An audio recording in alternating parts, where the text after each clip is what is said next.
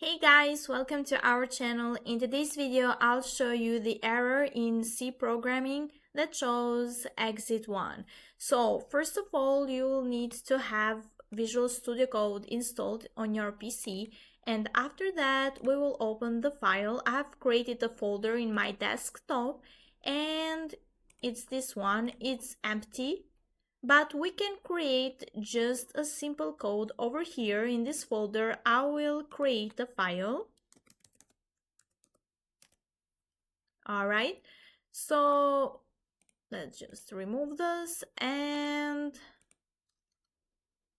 I'll just enter this one, open the terminal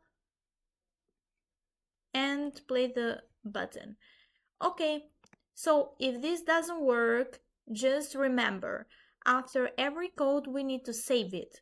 So go to File on your left and go to Save. Okay, so it's already saved. It's running. Also, another thing we can do, save as.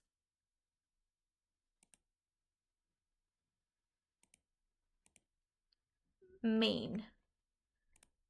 So I saved in the main.